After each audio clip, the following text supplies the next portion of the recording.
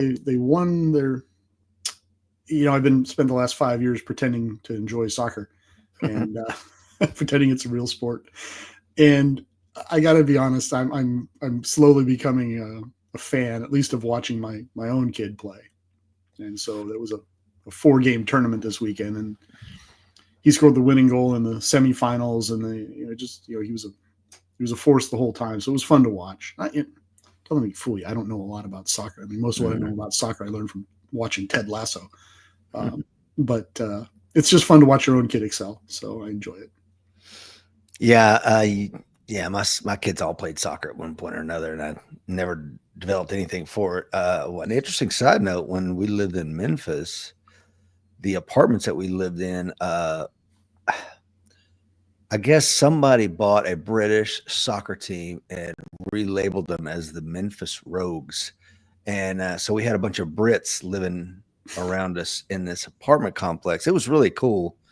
But their kids all had that, funny dialect, and they were like, Memphis sucks. I'm like, yeah, welcome to the party, brother. Well, it's funny because my son loves soccer, but my little girl, you've met her, we put her on a soccer team because she wanted to do what her big brother was doing. But once she got out there, she just had no interest. And you could not, for love or money, get that kid to do anything. She'd stand there in the middle of the pitch. The whole game would be raging. And, at really young ages, it's just puppies chasing a ball. And she would just stand there. I mean, the ball would literally squirt out from the scrum, and it'd roll up and it'd touch her feet. And she just looked down at it like, how strange. And the coach is losing his mind. Kick the ball. We're losing our minds on the sidelines. Kick the ball. And she's just like, have we met? Yeah, exactly. I'm not doing that.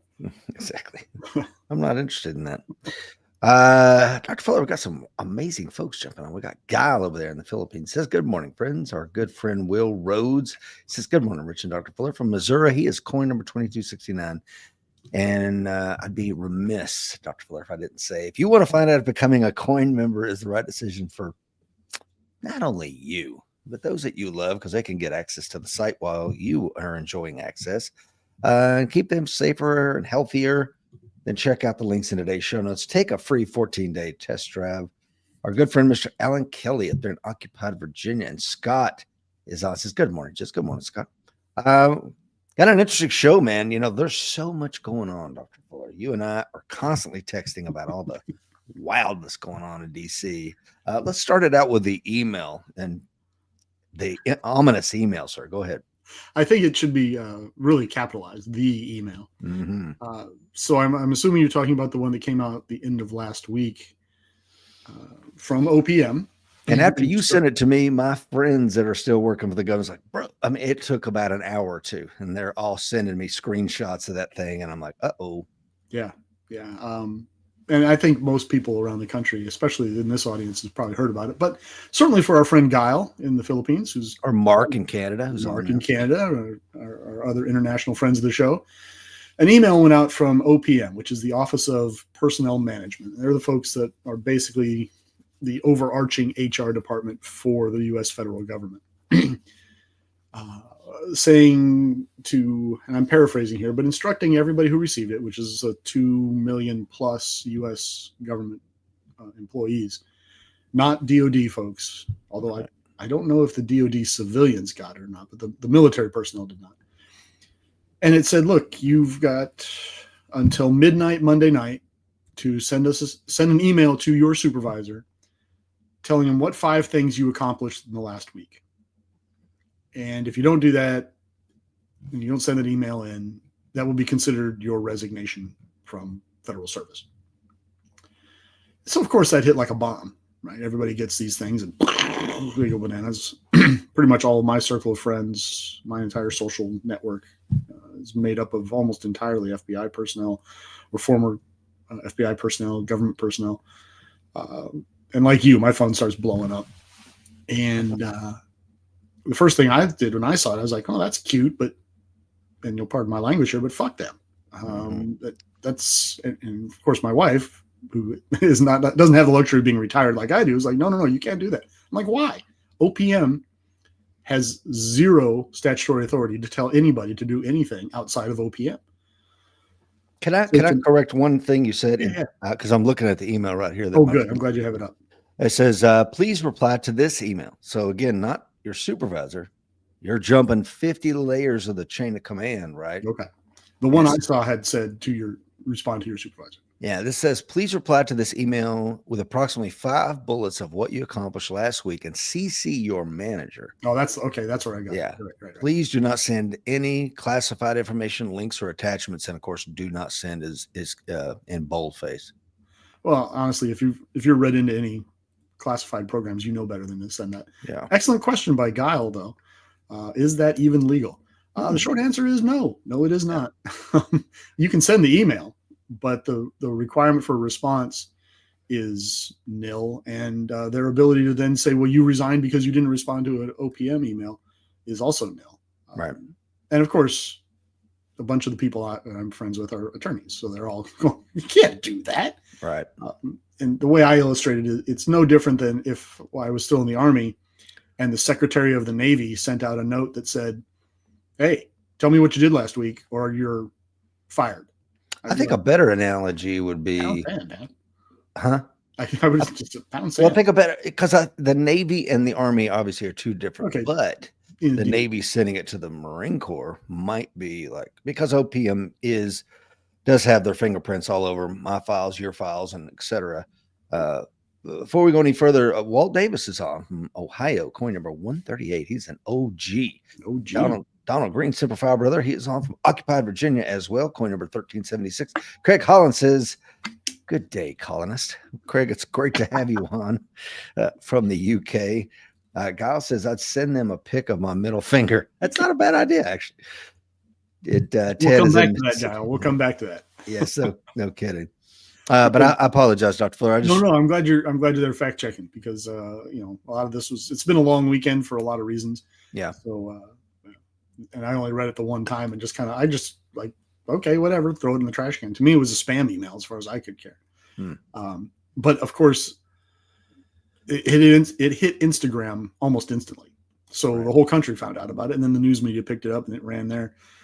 So everybody all over the country knows about it. So now people that I know who are not government employees are like, hey, let's, because Elon Musk then chimed in with, okay, well, if you don't do this, you're going to get fired. But he put his email address on it. So people are like, hey, I'm going to send Elon an email. I slept late on Tuesday and I watered my lawn on Wednesday, and which of course dilutes the impact and the effect.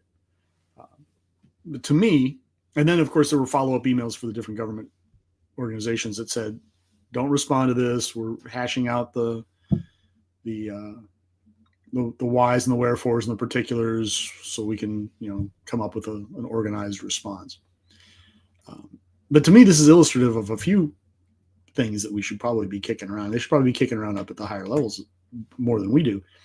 One, it's just it shows a systemic ignorance, right? You've got people who are very, very good businessmen, right? You can't argue whether you like them or not, whether you agree with them or not. You can't argue the fact that these guys being Trump and President Trump and Elon Musk and the folks that they've chosen to surround themselves with, they know what they're doing in the business world.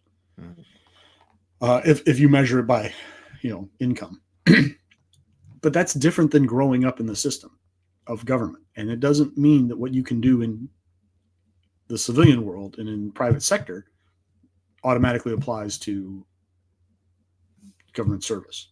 And this is something we've talked about previously on the show, is if you go super fast, you're going to make mistakes. Mm-hmm. You're going to make errors. And if you go super fast in a system you don't understand, you're going to make errors. So I like Craig Holland's point that he just made there. I would tell Elon I didn't kill any of my coworkers this week. Sometimes, sometimes that's enough. Yeah. Sometimes that's a win. So you go that fast, you're going to make these kind of mistakes. The problem is, of course, you make this kind of a mistake and you're hacking and slashing at Twitter.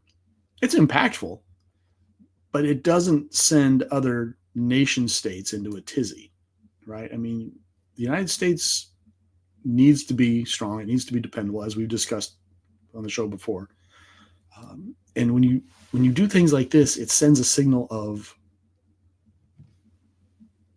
discord. It sends a signal of instability, of lack of a well thought out plan.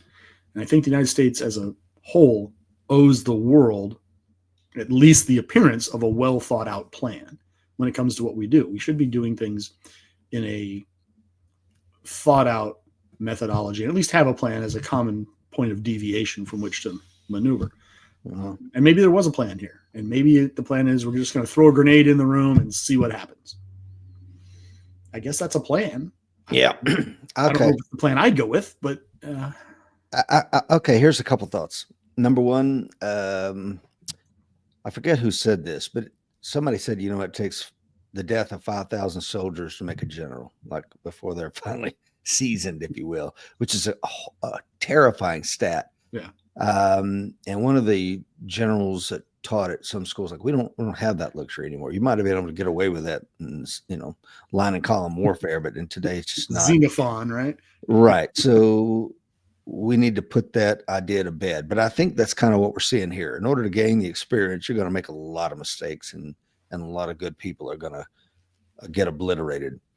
The other thing I would say is, the government employees that I've worked with, and I can count on one hand in 23 years how many were studs and were fantastic.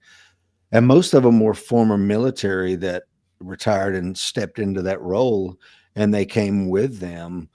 Even the guys that didn't have experience, like they had been motor T, I'm just making it up.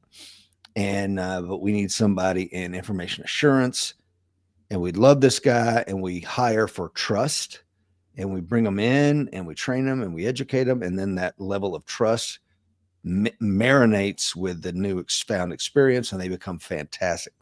But a lot of them were absolutely worthless, and they were unaccountable to frickin' anybody because of the collective bargaining agreements and all the other things. So we couldn't fire them. We couldn't get rid of them. They were a detriment to the Marines and the mission.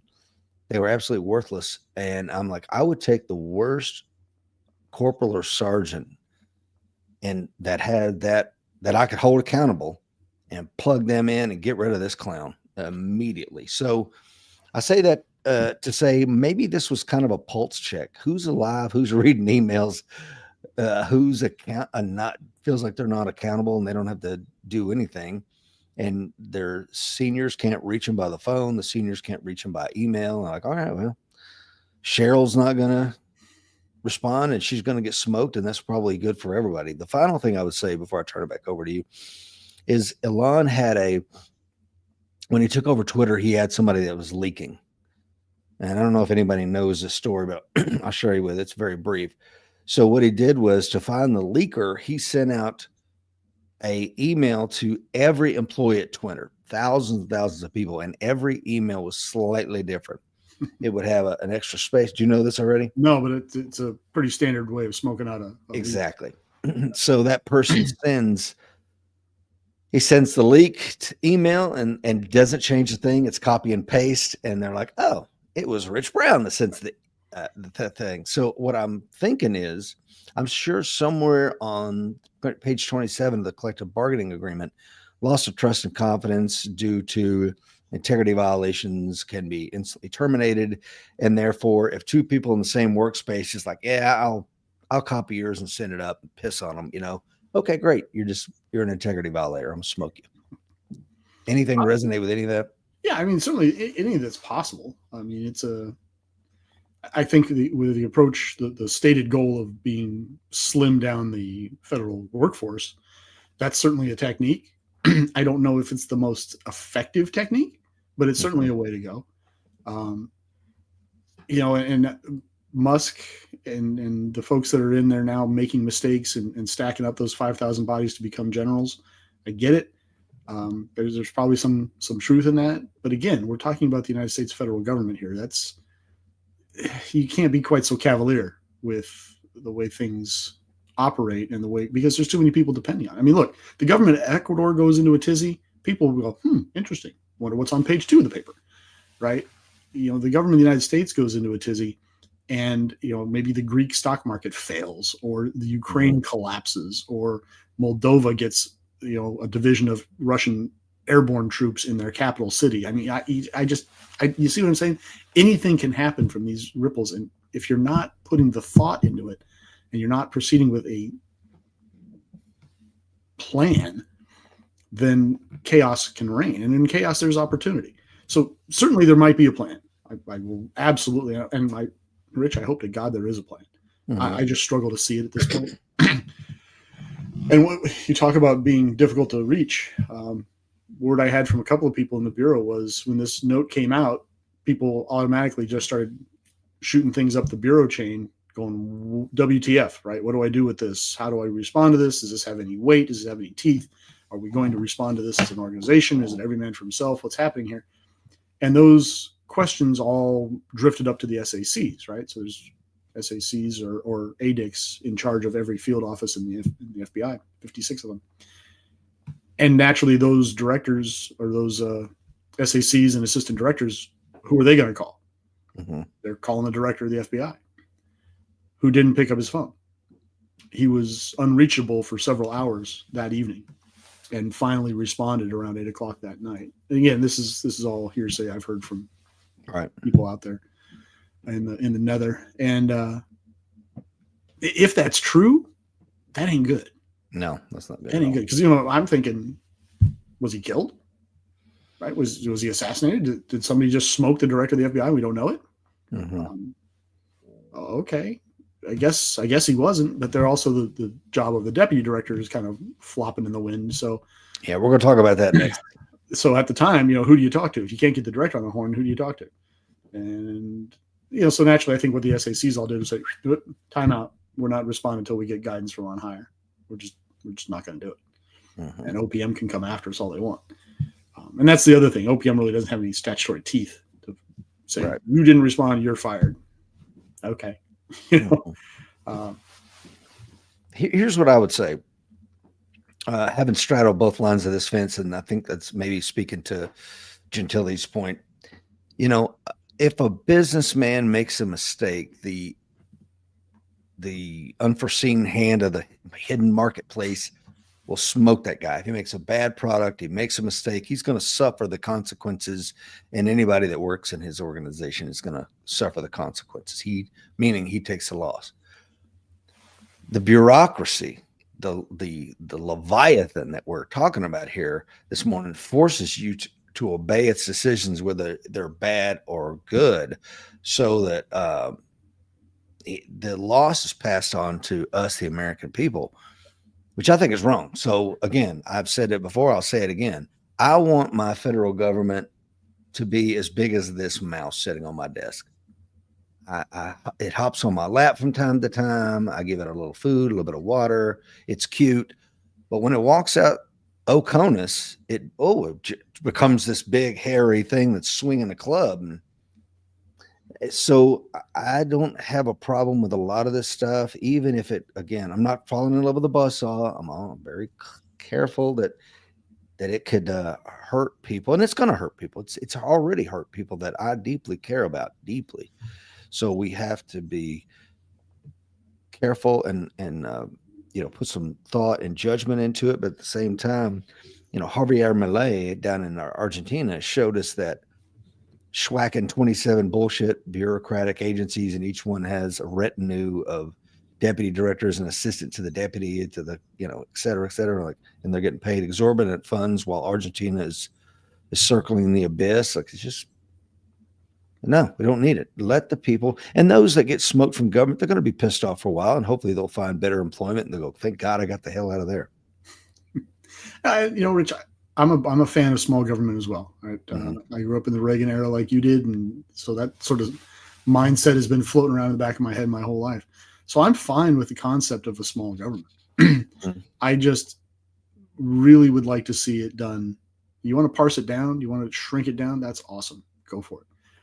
But just destroying it in a day, I think, is going to cause so many unintended consequences that we're going to have a real significant problem. Give you an example.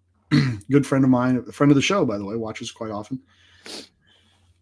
Combat veteran, has some involvement with the VA, including psychological counseling. And one of the people that got canned the other day was his psychiatrist. Okay. Into the world, I'd like to hope not. But got as many stories as I do about friends who are, suffering. I mean, legitimately suffering PTSD issues, need help and can't get it. Right. Can't get it from the VA. And the rules are set up in such a way that it's almost impossible for them to get that help, and they can't afford to get it privately.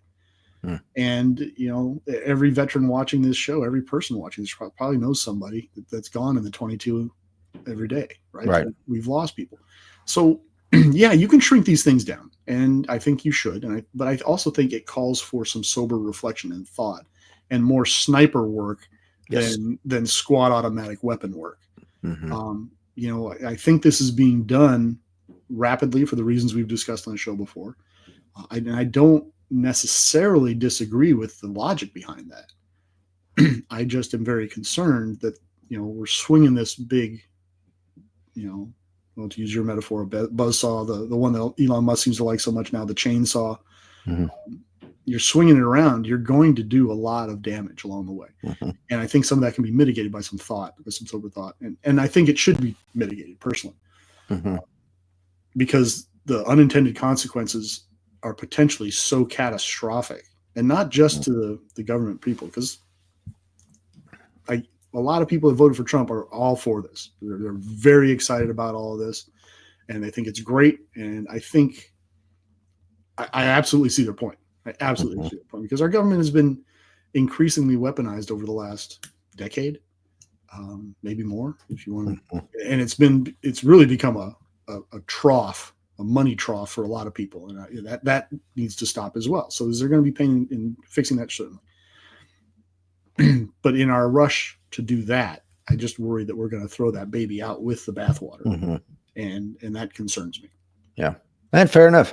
Michael Gentili says, for those of us who were not steeped in government employment, I'm not going to argue effectiveness compared to business as usual for the last 40 years. And I take his point. I mean, I'm not going to lie. I worked 33 years for the federal government in one form or another.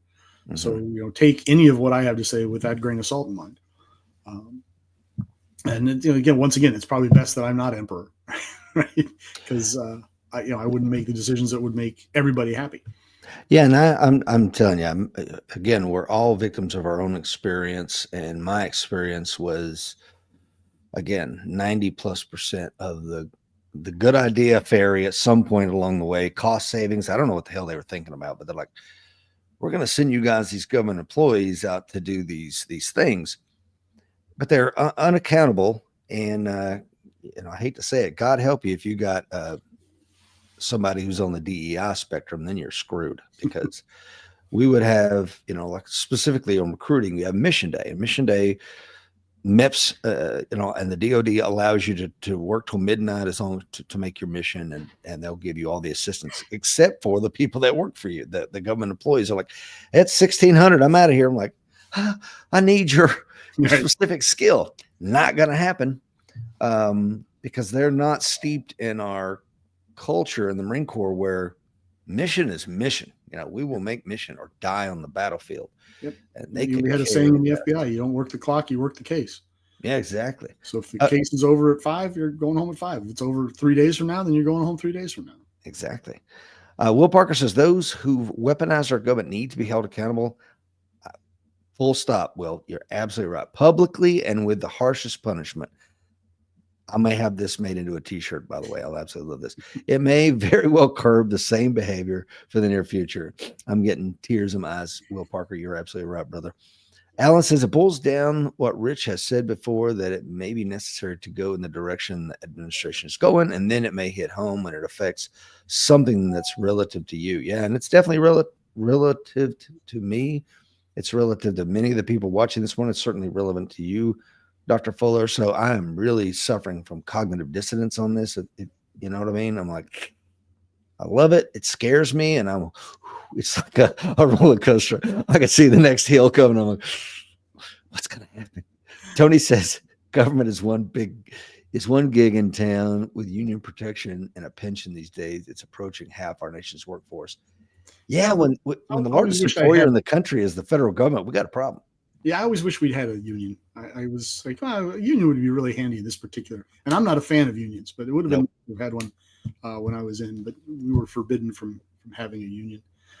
Will's point resonates with me there about the weaponization of government over the last several years, and that's another concern I have is that none of us liked watching our government and specifically our investigative agencies get weaponized and used against the American public.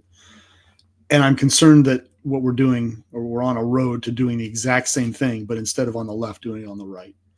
And there's certainly an emotional appeal to that. Oh, vengeance is mine. We're going to get back at those guys for what they just accountability. Did. It's got to be done the right way. I think we'd agree with that. Right. Accountability, not vengeance.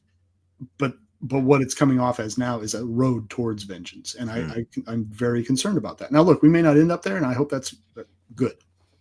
That's awesome. But what I really don't want to see is Biden opens a door for the weaponization of, and going back before him, opens the door for the weaponization of government. And now we're having precedent set where you can clean house for those who don't think like you and weaponize it the way you want to do it and go forth. And I look at what we talked about the last show I was on with Mayor Adams getting off the hook up in New York. And you just kept having people step into the United States attorney slot and resign when they were told by DOJ, you will drop this case. And then the next person went, no.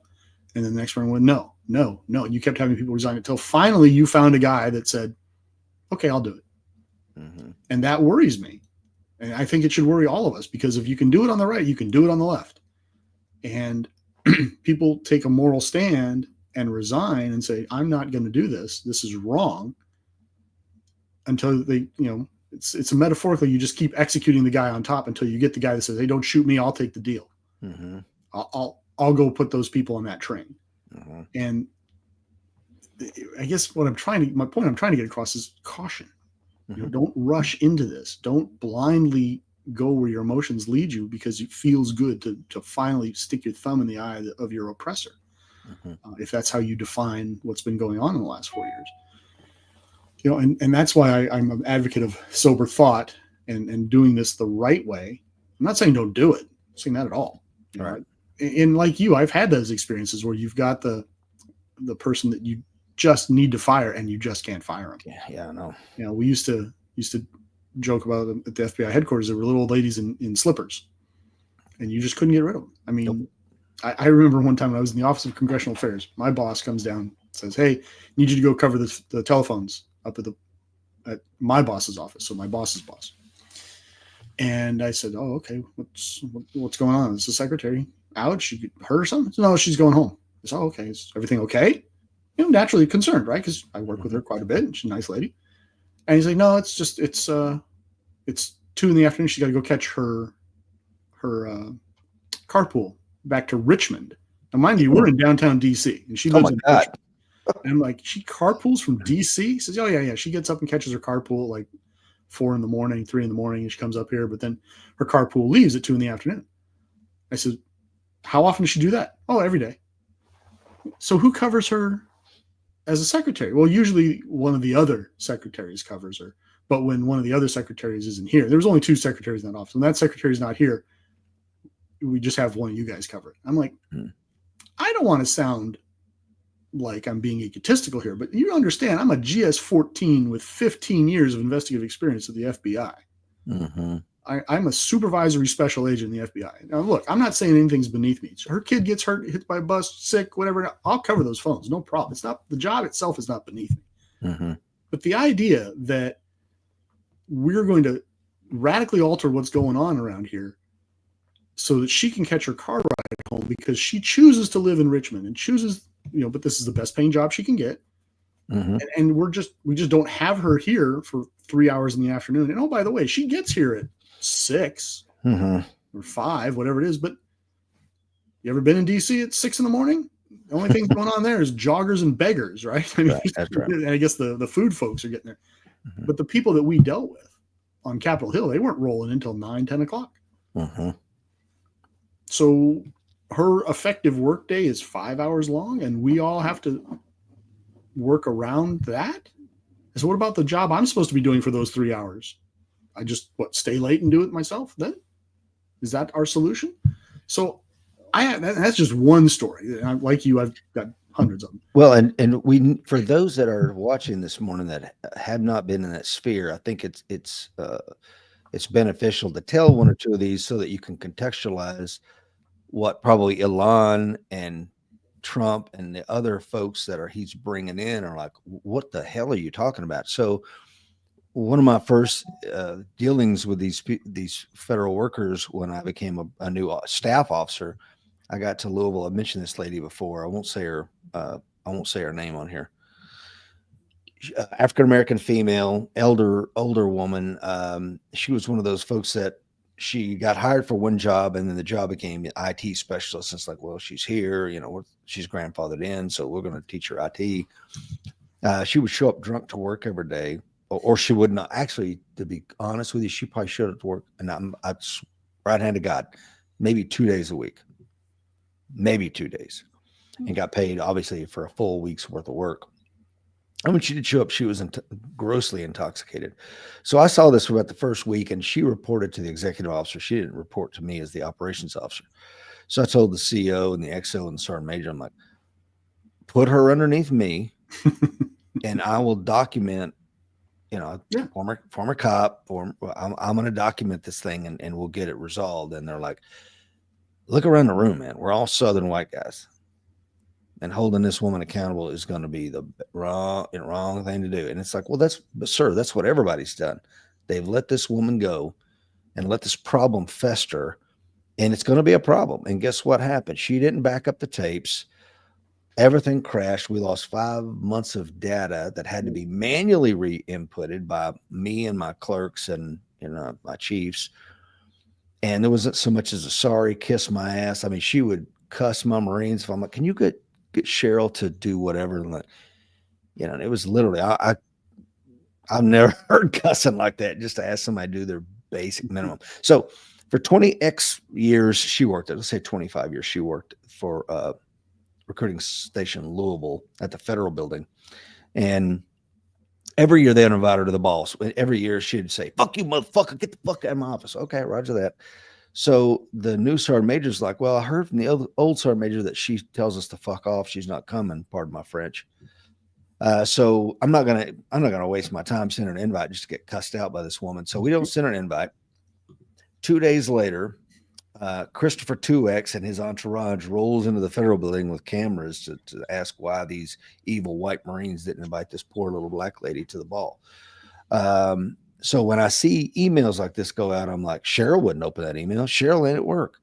And hopefully Cheryl would get fired. That's not a real name, but it's just something that on a personal level, the frustration I feel, like I said, cognitive dissonance. I have friends that are going to get hurt by this. And then I know other people like that woman who need to be crucified along the Appian way for everyone to see, to get the people in line. What do you think? And I absolutely get that. And I think the only place I disagree with, I don't think you should take a wrecking ball in there and wipe out that entire office and all of those hardworking Marines that did stay late, that did work their butts off to re-enter that data, and they are mission focused just to get her.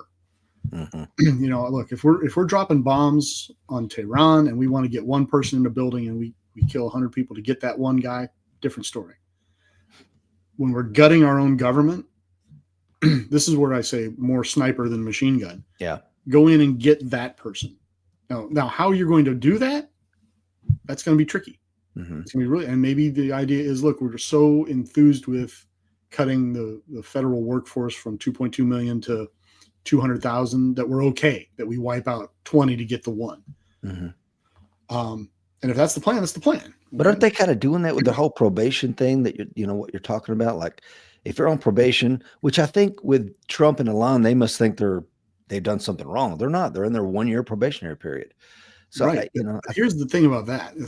Since you brought that up, let's talk about that. We've talked about it before. There are civil service protections, right, for civil servants. And again, for those that didn't catch the previous show, those were put in place because we had such a bad system of patronage in this country up until 175 years ago, 100 years ago, where if you didn't have a political patron, you didn't get a job. But if you did have a political patron, you got a job and you couldn't lose it. So they instituted the modern form of bureaucracy that we see today in order to prevent that, right? To shelter those employees from political whims. And along with that, you ended up with Supreme Court decisions, you ended up with black letter law, you ended up with organizational policies to make sure that that didn't happen. At the same time, you lose a significant portion of your First Amendment freedoms, right? You don't get to go to political rallies with your FBI shirt on and hold your Trump sign or hold your Biden sign. You can't do that. You can't bring a Biden bumper sticker in, slap it on your cubicle. You can't do that, right? And I think we're all okay with that. Right? I want an apolitical government, at least the personnel in government. Otherwise, you end up with what we saw with FEMA. Don't help those people that have Trump signs in their front yard. Okay, so we can all agree that's a bad thing. Yeah. Okay, don't help that person with the Biden sign in their front yard.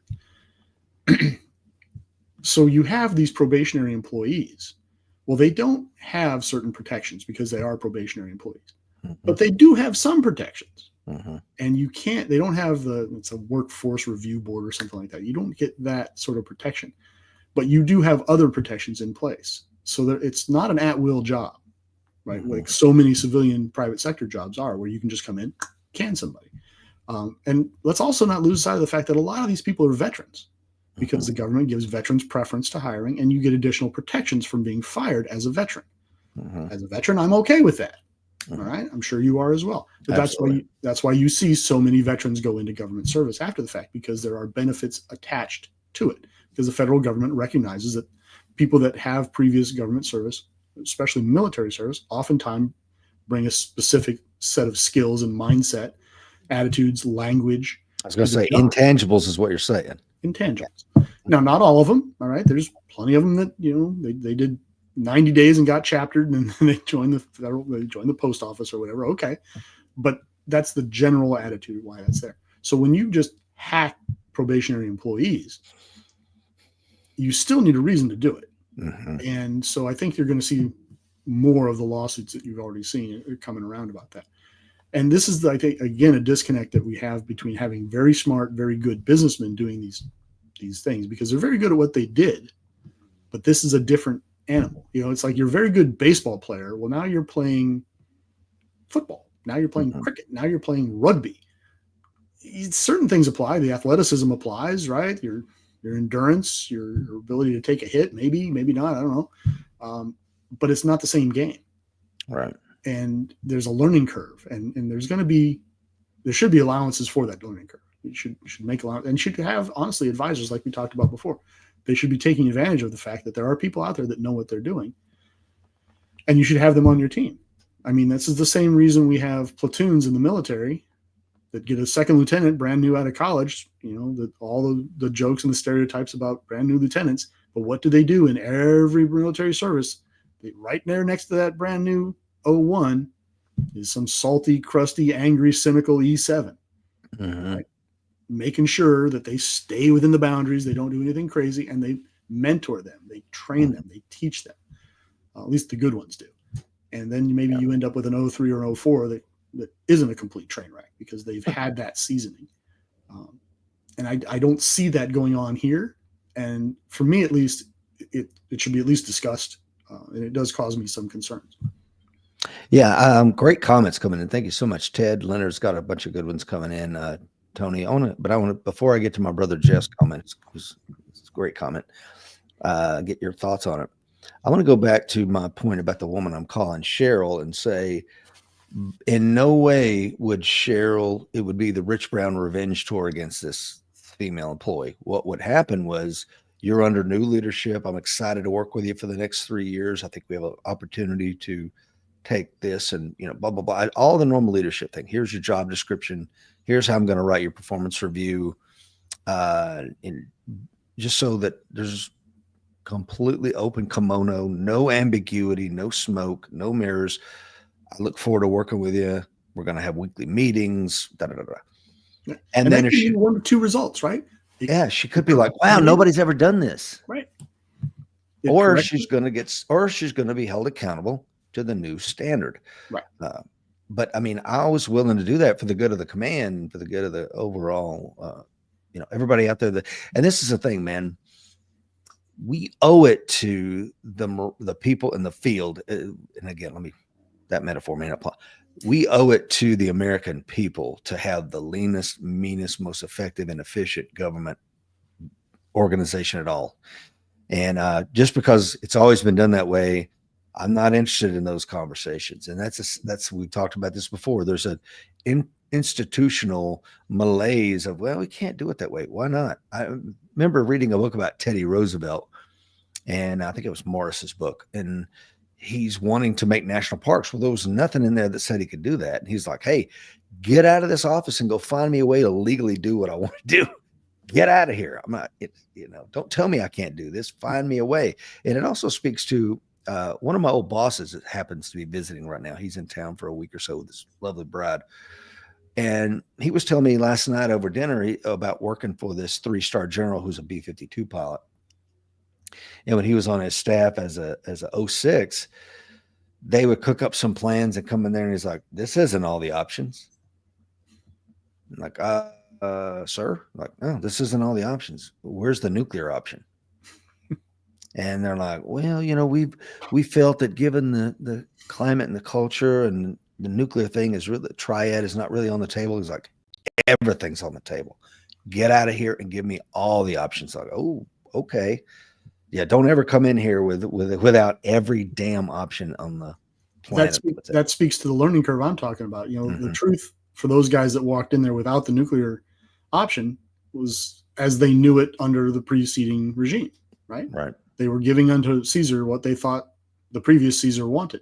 Correct. So there was a learning curve there that the new Caesar was like, no. This is not what I want. Well, I want these other things. Mm-hmm. Okay. So, there's a sort of an intrinsic buy-in on the learning curve, right? Okay. Now that we know what the truth is under this guy, we shall render unto. Mm-hmm. And then that's fine. But again, sober thought, deliberation, conversation, learning, moving the ball forward. And to your point with your troublesome employee, I absolutely agree, because you get one of two results when you sit them down and you say, this is the standard, right? You either get corrected behavior, which is what you really want. It's best for them, best for the command, best for me. Or they start writing the narrative that allows you to show them the door, if that's where it needs to be. And then, we used to do 30, 60, 90 counseling. I'm sure the Marine Corps had something very similar. I had a direct report first sergeant when I was in both of the companies I was privileged to command. And I was required to counsel them once a quarter. You have NCO counseling once a quarter. And at the end of the year, they've got what we call an NCOER, an NCO evaluation review. And then, of course, promotions were based on that sort of thing. And I gave them monthly. I would sit down and give them written counseling every month. And the first time I did it with each first sergeant, they'd never had that happen before. So they're like, oh, crap. And from your own experience, written counseling, you say, hey, Gunny, come in here. I got some written counseling for you. That's a metaphor for I'm about to, you're in trouble and I'm putting it on paper, right? It's not just an ass chewing, which we can all survive. It's, this is going on paper. It's an attention getter. You're like, oh, crap. So the first time you tell them I got written counseling for you, come on in here. It's as far as they're concerned, they're coming to a knife fight in a phone booth. Yes. This clown's been here 30 days. He's going to written counseling me. Well, I'll show you. Let's do this. And I think we've talked about this before. At the end, of course, it was always good. And if there was any small problem, I could address it before it became a huge problem. Mm-hmm. Before they got ambushed at the end of the year with a bad NCOER because of something that happened 11 months ago and had continued to happen. And I never had the courage to tell them, hey, we're not doing this. We're doing that. Mm-hmm. And so at the end of the year, I could give them good awards. I could give them good NCOERs. And if I got any pushback from higher command, I could just troop out a stack of written counseling forms and say, sir, here it is. I've documented the whole year. Here's 11 counseling forms. Mm-hmm. And I got no pushback. And the same would happen if I was going to fire an E7, mm-hmm. right? Which I had to do, unfortunately, more than once. And that's no small thing in the Army, right? You fire an E2, that's one thing, no big deal. You fire an E7, you're getting the sergeant majors coming down, maybe the brigade sergeant majors coming down. I mean, there's a significant level of concern, and there should be. Absolutely. But again, if you've got the written counseling to back it up. Yeah, I had a very similar thing. And if you're just joining us, thank you for the 16 folks watching us live. We're kind of discussing this ominous email that OPM sent out over the weekend that got everybody fired up, and some agencies are pushing back, going, stand by till we get, talk to higher headquarters. But yeah, I had a very similar situation with a E9 who worked for me with 28 years.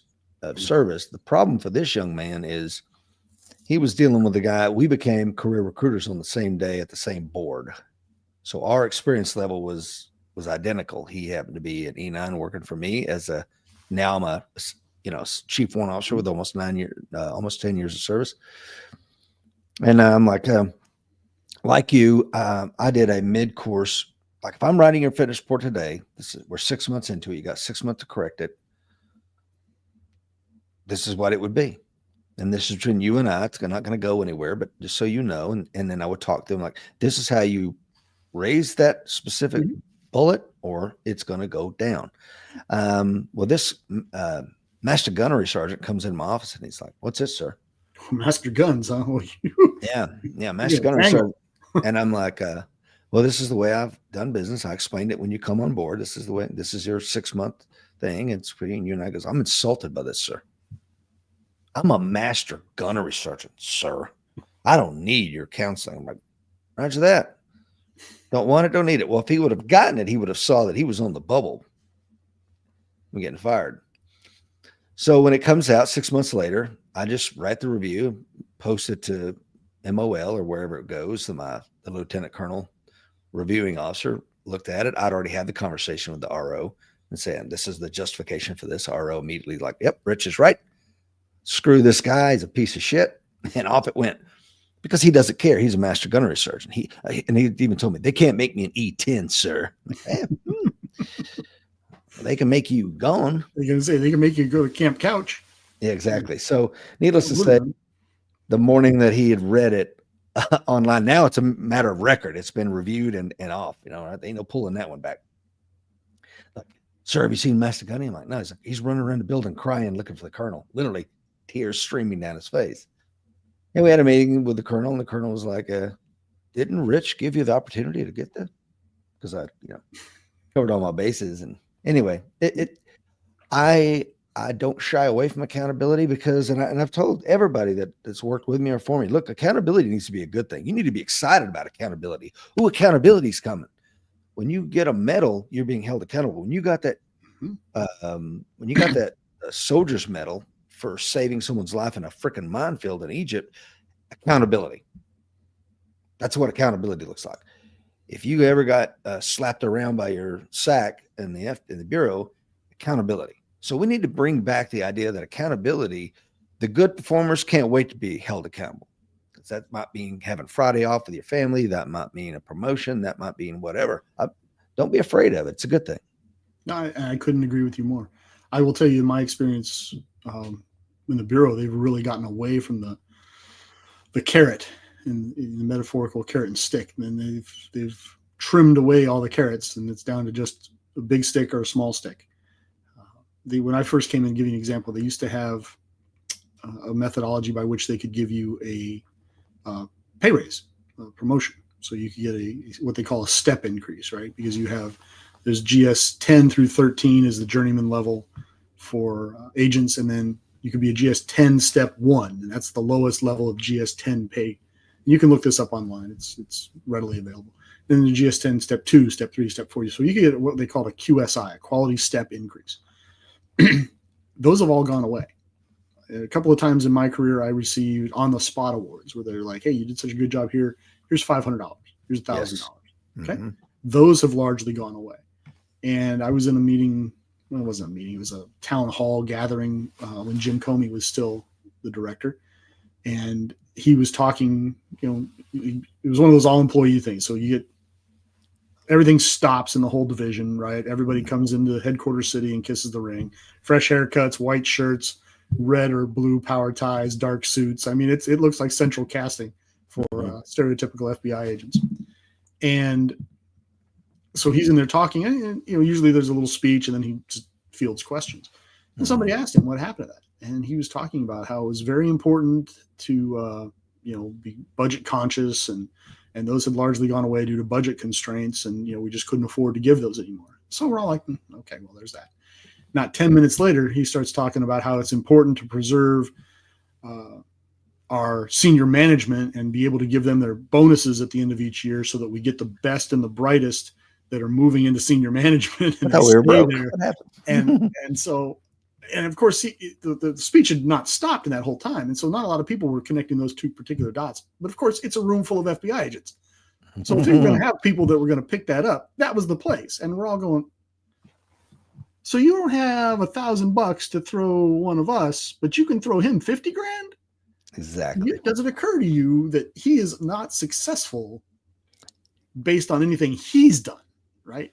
He's not charging the beach. He's not jumping on that Japanese machine gun bunker with a bayonet and a bad attitude and conquering. That's not what he's doing. So if he's successful, it's because of our success. Correct. And so that was a real fundamental disconnect. Well, that's gone completely now. The bosses get their bonuses as a way to get around the federal pay caps. But the worker bees don't. And I agree with you that I'm fine with accountability. Absolutely fine. As I said before, I made a career out of holding people accountable. But like you said, it's not just a one-way street. It's not just which size carrot do you want, or which size stick do you want to get hit with. Right. It's a matter of rewarding those that deserve a reward. And maybe that's one of the things that comes out of this government realignment. You like to hope, but I don't know. Yeah, remains to be seen for sure. Dr. Gordon Botson is on. Will Parker says, I loved carrots. Johnny King is on from Kentucky. Oh, good morning. Doug is on. Says, good morning from Columbus, Ohio. Coin number 078. So he is one of the first 100 plank owners. Good to have you on, sir. That's a big man for a plank owner, too. He is a huge man for a plank owner. I mean, if he wanted to rip most of us in half, there would be nothing stopping you.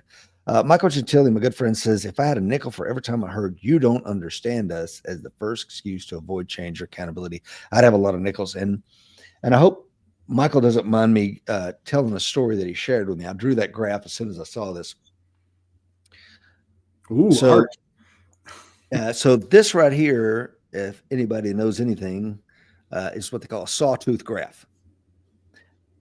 These don't happen in biological systems. These happen in some sort of managed culture. But yet he was, again, Michael, I hope you don't mind if you can tell me to stop. It was some sort of medical Lean Six Sigma project Michael's in charge of. And he was like, there should be no sawtooth graphs when it comes to human beings. Humans don't operate that way. It's not with 2 units, 4 units, and then the human body, like, I don't know what to do with 4 units. And then you give it another one. So this was a culture where, Michael says blood utilization. So I'm taking that as an opportunity I know exactly what it is, Michael, but I'm trying to be purposefully ambiguous. And because of what him and his team put in place at this healthcare organization, number one, they got more lean, they got more effective, they got more efficient. It was better patient outcomes. It saved so much money that it almost killed the Red Cross. It killed their blood utilization, because this was how the American Red Cross funds its disaster relief is through how the money they make with blood, selling blood. But I mean, this is a case where, what the hell are we doing here? Another one that Michael told me is they go in there and he's watching the surgeons, perform the surgery, and like, you just opened a pack of stainless steel screws, specially made, that cost thousands of dollars. You took out 2 screws and you chucked the rest of it. Like, yeah, that's just what we do. I'm like, what? He's like, well, when I do this particular knee operation, I only need those 2 screws. So they go back to the manufacturer and say, can you just give us a packet of those 2? Because that's all this doctor needs. Absolutely. So, and again, we're talking about saving thousands to the healthcare industry, thousands to the patient. Everybody wins. So again, I cannot state it enough. I'm not interested in conversations. This is how we always did it.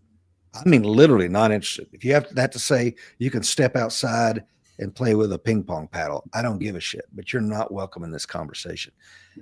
Or you're going to get over here and you get to go like this every now and then. Just so you know, you're violating this particular law. Okay. What's the spirit and intent of the law? And how has it been? Just muted out on us, buddy. And your mute button was triggered. Nope, now we still can't hear you. I think you're has it been challenged? There it is.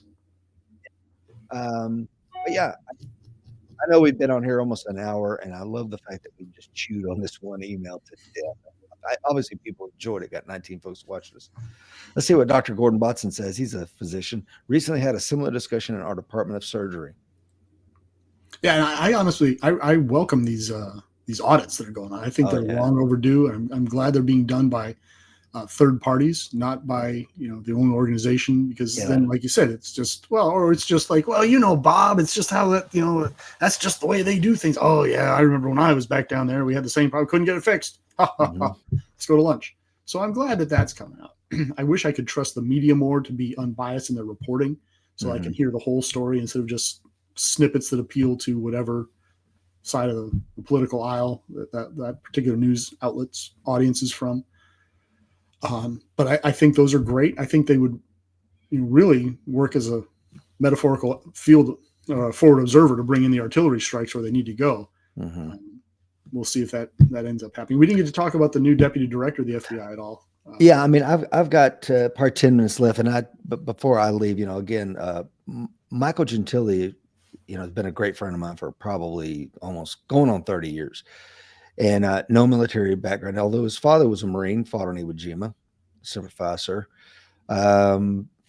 But he has helped me because as these types of consultants come in, Michael didn't know anything. He's not a medical doctor. He rolls in and is like, it's just obvious, a flash of like.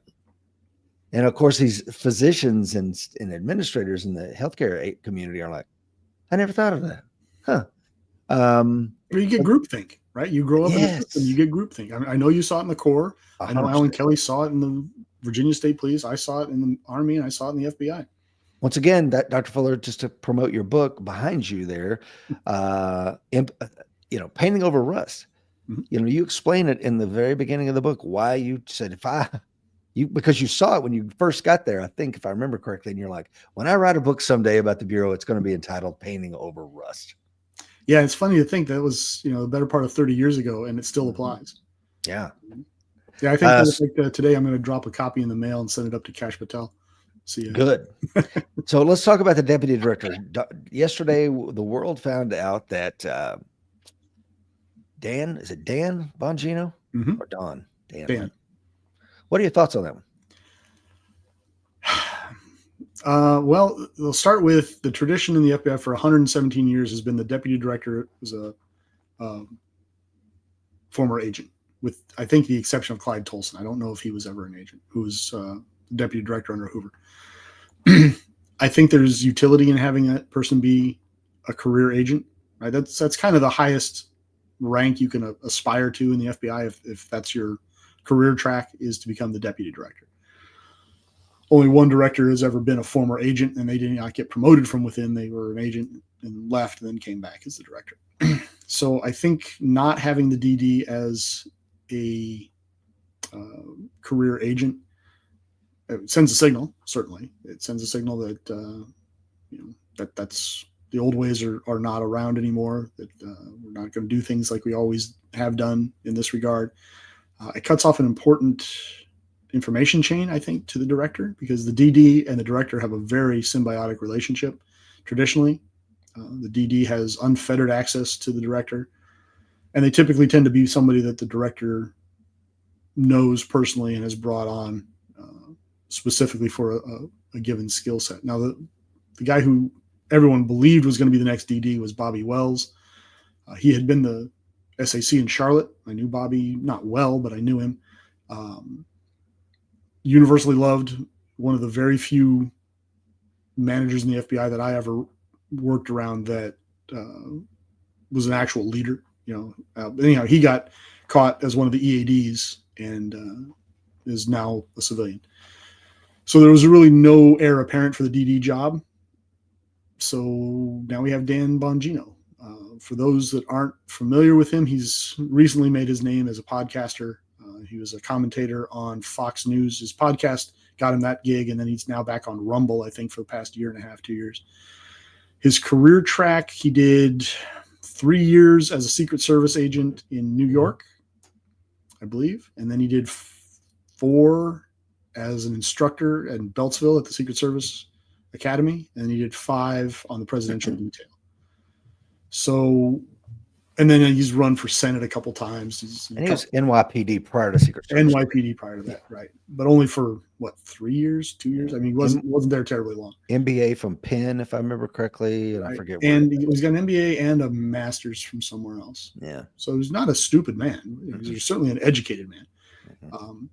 I couldn't find any leadership positions prior to this. I couldn't find. Maybe he had them in NYPD.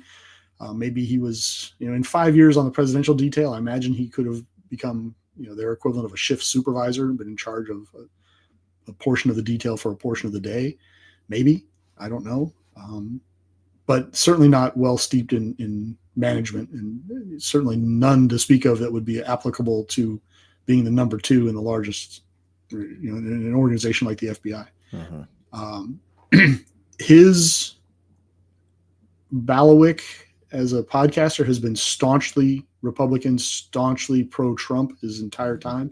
Every broadcast I've seen of him has been pro-Trump.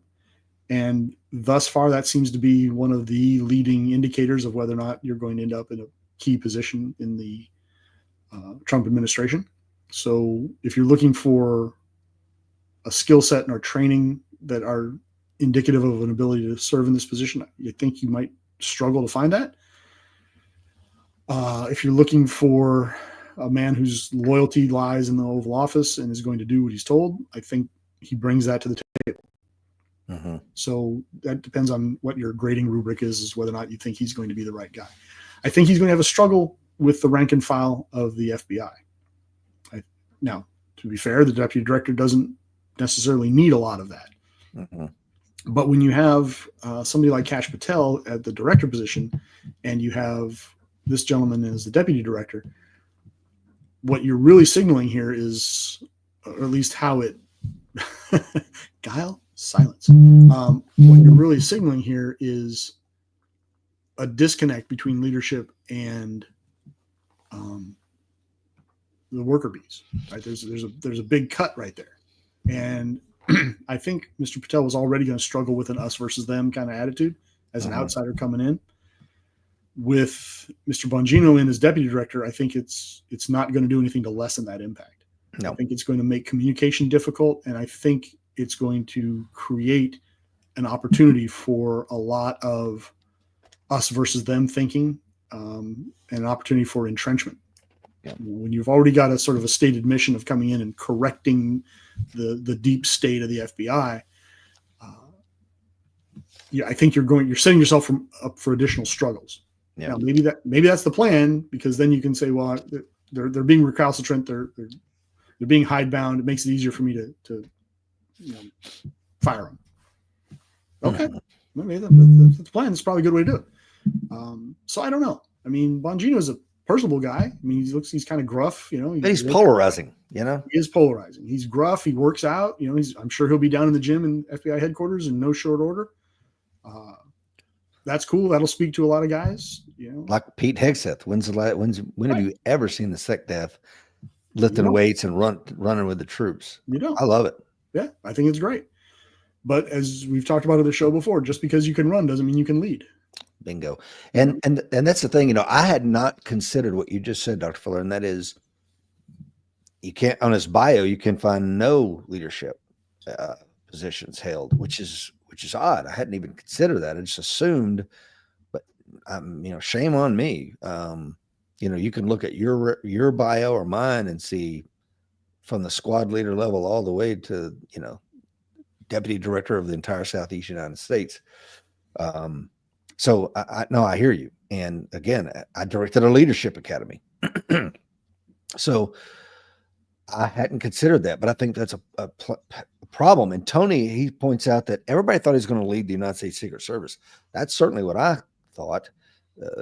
And I agree with you. The deputy director, if you're going to bring somebody like Kash Patel, man, you need to have the deputy director that is, somebody that is wildly respected within the Bureau, that can kind of shepherd him and help him navigate and be like, hey, I speak for the boss on this one. Or, he can have those closed door conversations like, hey, Mr. Patel, sir, and I'm going to resign if you do take this course of action. And then you know that, oh shit, if he leaves, it's going to be, bam, it's going to be bad. And we've talked about this to put it into the military terms often, because I think a large number of the audience here has that experience. You don't just put that E7 in with that second lieutenant or whatever the naval equivalent is to mentor that second lieutenant, but also as a conduit of concerns for the troops. Bingo. Somebody who can filter out, look, sir, what's going on is X. Now, 90% of that is just normal troops bitching, because troops are going to bitch. They'll complain about the taxes if they win the lottery, and they'll bitch if you hang them with a new rope. They'll complain. That's what they do. However, here's where the real concern is, sir, and this is what it stems from, and this is something you got to pay attention to. This is what you don't have to pay attention to. This is what we got to do. My suggestion we got to do, but you got to make those decisions. And that conduit of information, that basis of experience that comes in there, again, doesn't have to be the guy making the decisions, but at least be able to tell him, sir, when the director comes in and says, why do we do that? If the answer is, sir, because we've always done that. There's no good reason to do it, but we've just always done it. Well, at least you have somebody that can speak to that from a position of authority, as opposed to, well, the reason we do that, sir, is because we tried 1, 2, 3 and it worked out X, Y, Z, and this has turned out to be the best solution. Again, I think you should have somebody in that conversation that can speak to that, so that you make an intelligent decision when you say, okay, I understand why we do that. We're not doing that anymore. Great. But you're not going to get that with Mr. Bongino.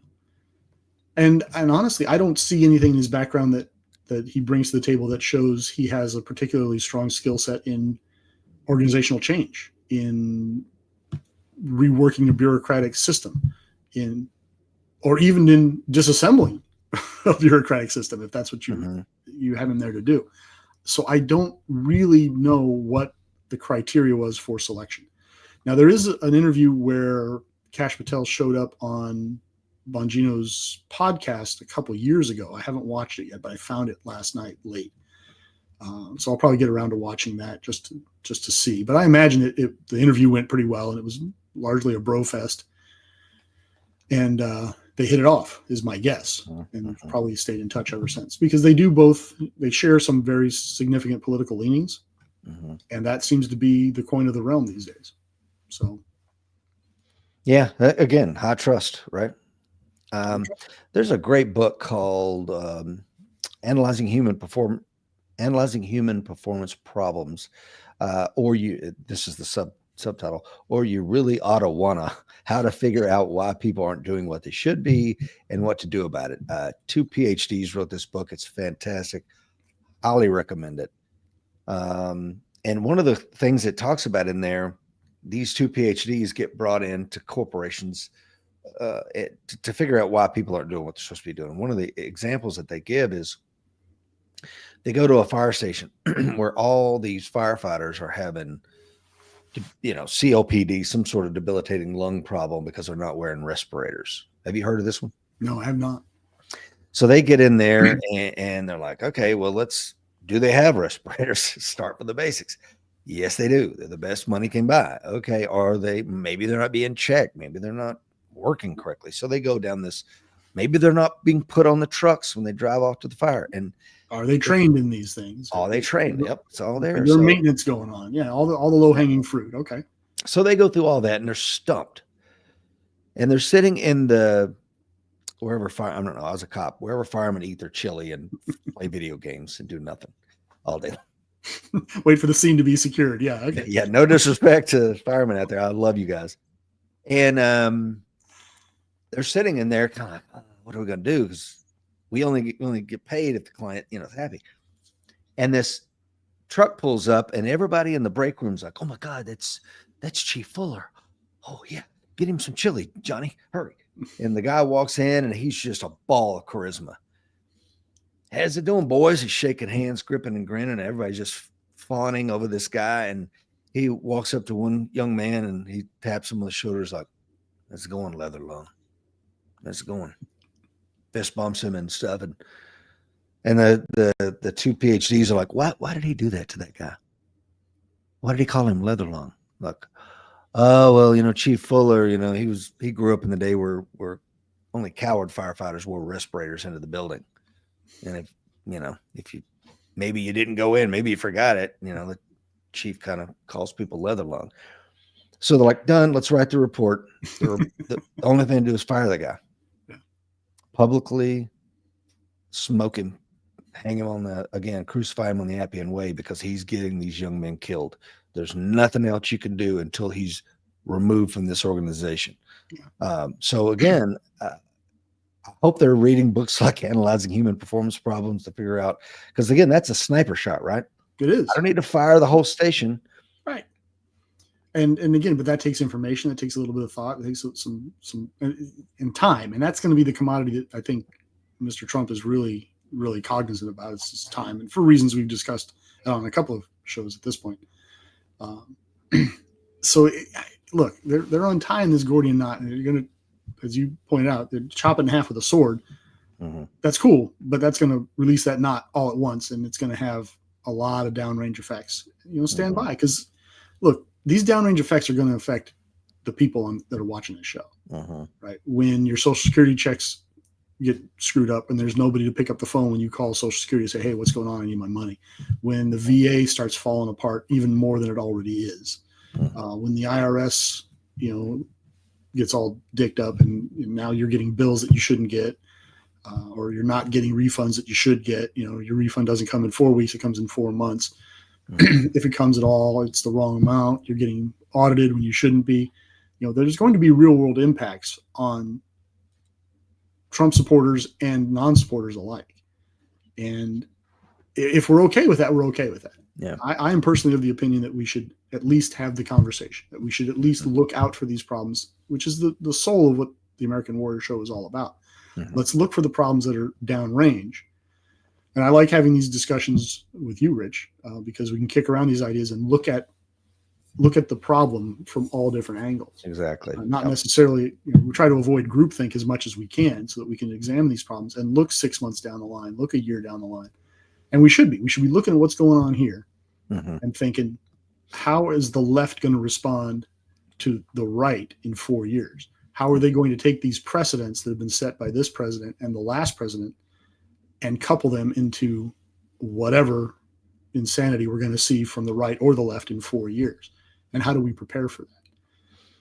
Because that fight is coming, folks. It really is coming. You would be well advised to be ready. Yeah. I have a few more minutes. I've miscalculated my time, Dr. Fuller. If I've got 10 more minutes with you, I'll take it. My time is yours, sir. Okay. Michael Get what you Gentile, pay for, just so you know. Yeah. Michael Gentile reminds us, perfect is the enemy of better. Common argument. Yeah. Perfect is the enemy of good. And I find it people that the people that I've heard in my life that will tell me they're a perfectionist. I always, it's like, what are you talking about? Your house is a wreck. Your car is a mess. Your stuff's falling apart. You're just opinionated and you think your opinion is perfect when it's certainly not. The whole time I was writing my dissertation, I kept telling myself, perfect is the enemy of good enough. Yes, I need this document to be good enough to get me done with this process. It doesn't need to be perfect. And that you can intellectually defend it to the board, right? To get your ED. Right. It's just like shooting. My foster brother and I, both competitive shooters for a lot of years, but he chose to go the bullseye route. So he's all about, I can put 3 rounds on a dime at 25 yards. I'm like, cool. In the time it takes you to do that, I'll put 5 rounds in an 8-inch circle in your chest. Exactly. Who wins, right? What's good enough? Right. What is good enough? And I think the shooters among us will appreciate that. It's like, well, what kind of sight picture you want? Well, it depends, the distance and the difficulty and knowing what is good enough. And that's like the first thing. Somebody invited me to come out and we were going to spend a whole day together. They were going to videotape the way I do firearms training. Ended up something happened, family related. I couldn't make it, but that is going to be the first thing I do is that sight drill where you go front sight post all the way to the right, front sight post all the way to the left, front sight post out of the rear sight, front sight post barely peeking up. And then you see that they're mostly in the IDPA 0 down zone. Yep. I did something very similar when I was working at firearms training, and I still do it now when I teach, is I'll take the weapon. If people are like, oh, my sight's this, because people are always, it's never them, right? It's always no. At least with male shooters. But it's always the sight. So I'd hold the gun up and I'd take a shot and put it on the target. Okay, there you go. Then I would look at him. I said, look at the end of my gun, and I would just start doing this. And I said, you just tell me when to shoot, and I would look at them. And the whole trick to this is you got to be able to move the trigger without jerking the gun. But if you can do that, even with the gun doing these kind of circles, it's going to plunk right into that circle at 25 yards in every single time. And I'm like, it's the only way you miss, as you well know, is to move that barrel. That's right. The moment that shot breaks, you move the barrel off the target. That's why it happened. I didn't do it. It wasn't me. Right. So own it. Yeah, I think it's a great metaphor for how much error can you get away with, right? And then if we know that, oh, I'm getting down zeros, it's all kill shots, K5 zone, and whatever. Okay, great. Then then I can fire at speed at that and get combat effective hits. So yeah. Anyway, I want to before we leave. Yeah. Before I leave you, Dr. Fuller, I do want to talk about the firing of CQ Brown. CQ Brown. Current chairman of the Joint Chief of Staff was dismissed by Trump after 2 years at his post on a 4-year hitch. I think it's unprecedented. I could be wrong on that. What are your thoughts on this? I was unaware that he had been fired, so I don't know. But again, what was the litmus test a loyalty test? I mean, just so you know, I'll give you a little bit more context since you don't know. I guess there's a video when he was a 4-star put out endorsing BLM. Right as they were conducting the Summer of Love. No. I don't know if he was a combatant commander at the time. He certainly wasn't the chairman, Joint Chief of Staff, I don't think. But that, and Trump, of course, praised him on Truth Social right as he's putting 2 in the back of the head. So, and he's nominated to come in a retired 3-star general, Air Force general, to take his place, bring him back onto active duty, give him a 4th star, and I guess per the order, he's not eligible to be the Joint Chief of Staff because he wasn't a previous service commander or a previous SINC. So it's creating a bit of a problem. I don't know. Your thoughts?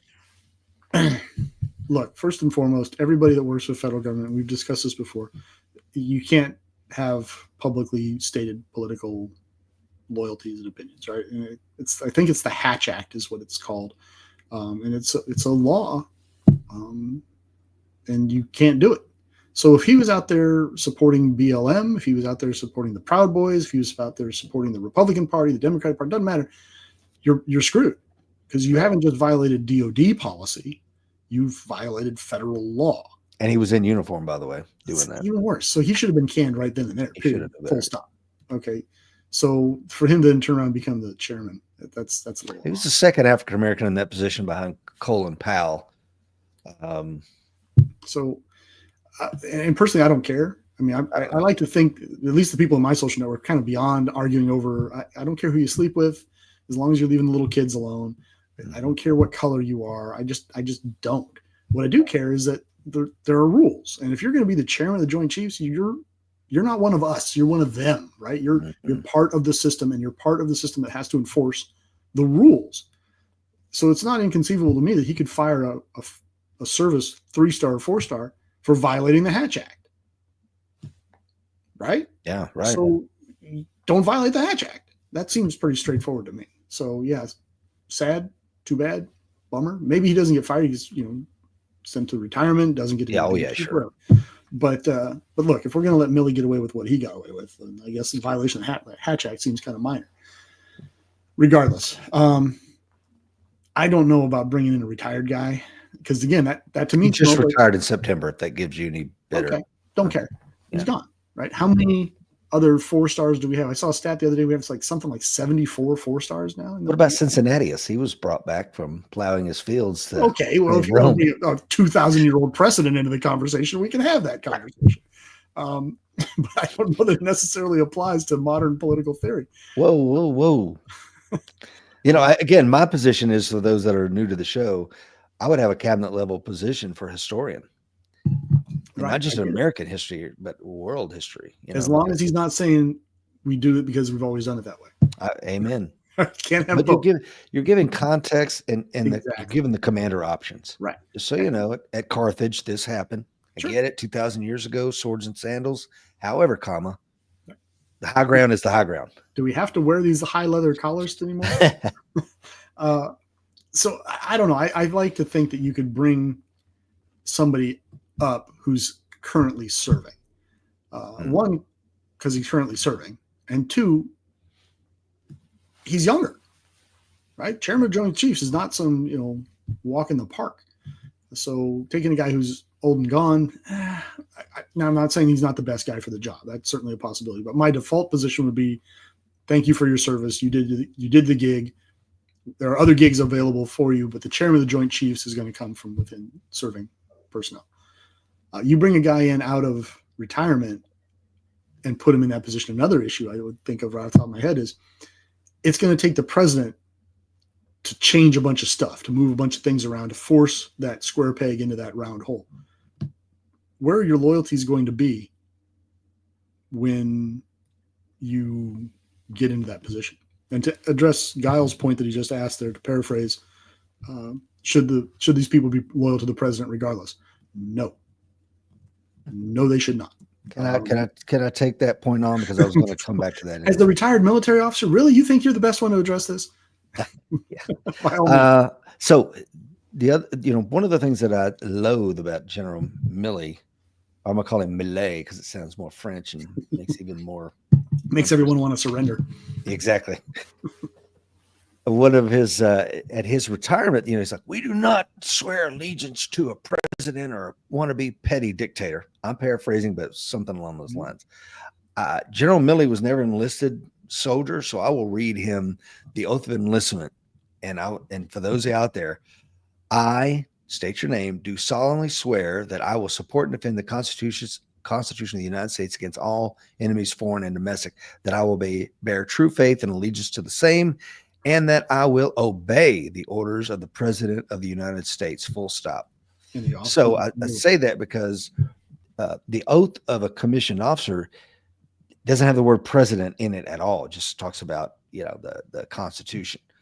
So he's absolutely wrong. And that's where I talk about Ashley Babbitt, who got killed. If the president of the United States says we're going to go do X, you don't get a vote as an enlisted person. You go and you do X. And she died for that commandment that she was given by the sitting president on January the 6th. So to me, and again, being honest broker here, calling balls and strikes, he owns part of that problem he created. Okay. And oh, by the way, Millie, guess what? They do have to do what the president tells them to. You may not have to, but they certainly do. What are your thoughts? Well, to address Giles' point, I focused on the word loyal. Okay, gotcha. Or faithful. You have to obey the lawful orders of the president of the United States. No argument. Right. And you're absolutely right, Rich. You have to obey it. But we don't swear fealty oaths in this country to individuals. Mm-hmm. Matter of fact, even in Nazi Germany, I don't know why I bring these things up, because I hate these Nazi Germany metaphors. But it was a big deal when Hitler changed the oaths of his officers to be personal oaths to him. Yes, bad. And the Prussian officers, especially the Prussian officer class in the Wehrmacht, they dug their heels in on that pretty good. They're like, that's not cool. We don't want to do that. Right. But, point of a gun, right? So eventually everyone did. We swear, military personnel in this country swear an oath to the Constitution and to obey the lawful orders of those appointed above. Correct. And that's, I think, a subtle but important distinction. And can I talk about that? Because Tony points out the same thing. Of course, he's a former Marine. He says, except for unlawful orders.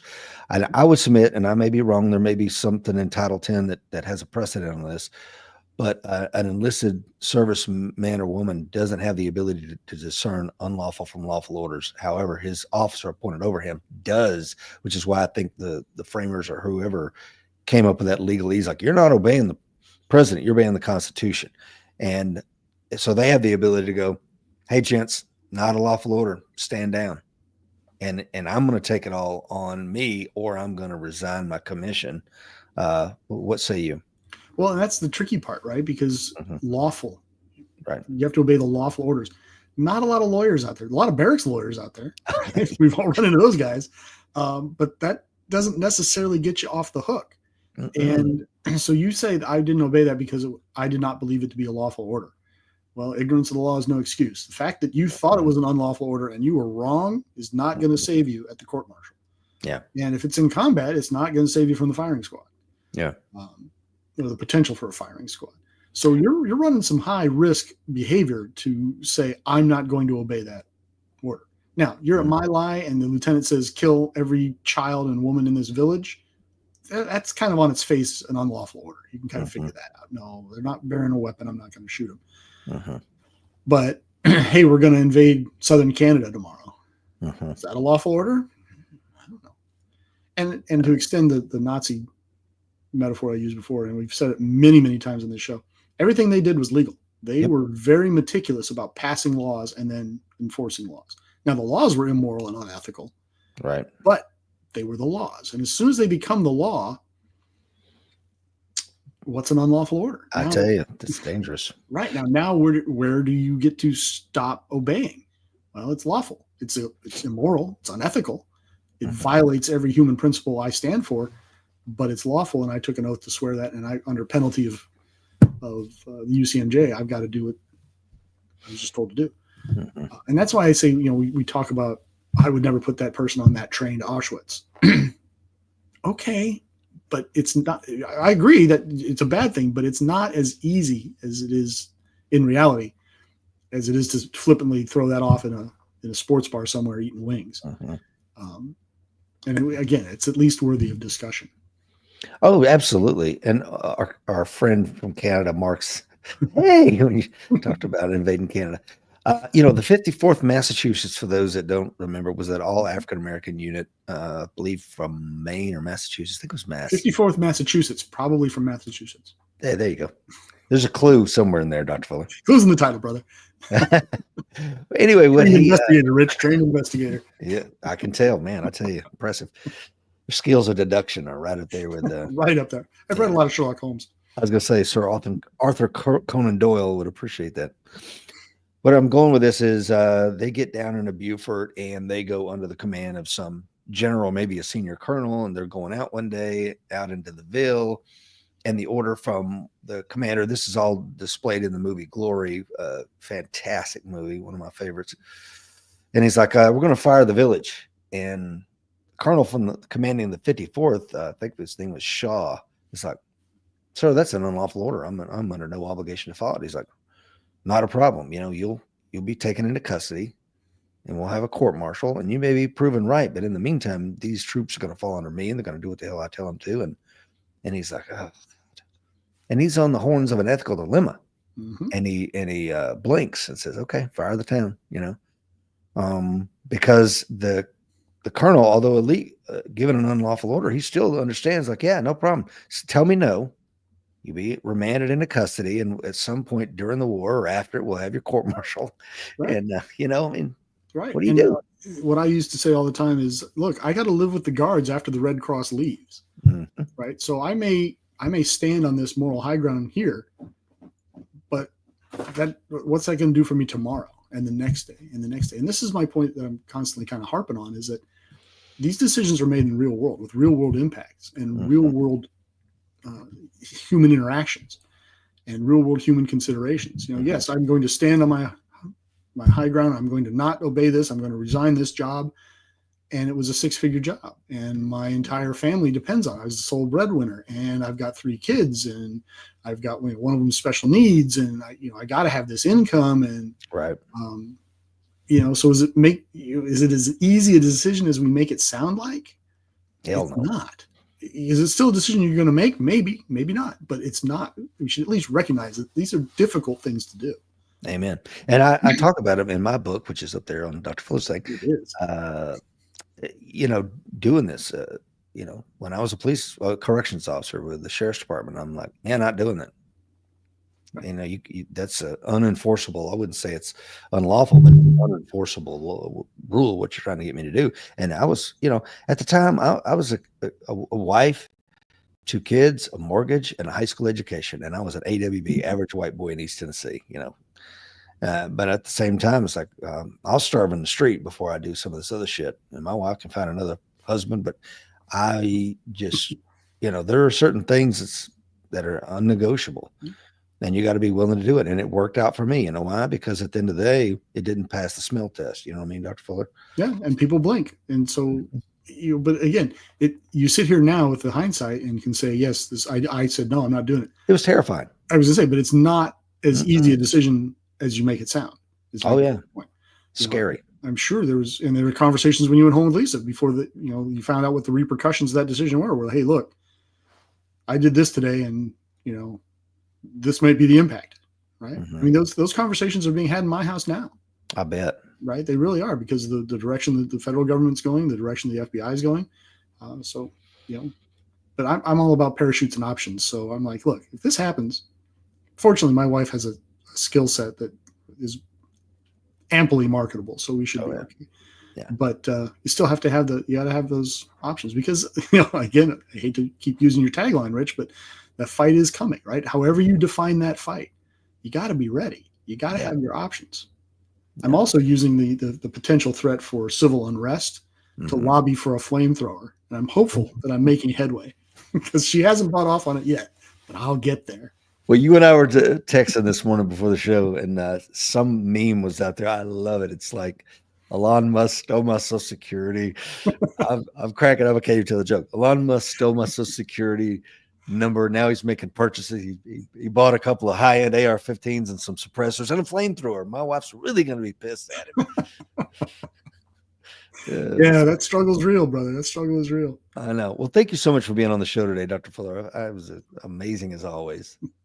It's always fun to talk to you, Rich. I mean, I hate going into shows unprepared, but when I come in with you, I know we're going to have a good, solid conversation based on mutual respect, even when we disagree. And I find the conversations stimulating, and I often walk away from them going, I never thought of it that way, as a perspective that I didn't have. So I enjoy it. I enjoy interacting with your audience as well. Same thing here, brother. And I know you know that. I love you dearly. And I think, we probably agree on 95% of the stuff. Let's be honest. But I love the fact that we can collegially kind of, polish up those 5% and see each other's perspective in a very professional, thoughtful way. And I think the audience enjoys it. So thank you again. My pleasure, Rich. It's always good to be here to help people recognize, for the third time, the fight is coming. Be ready.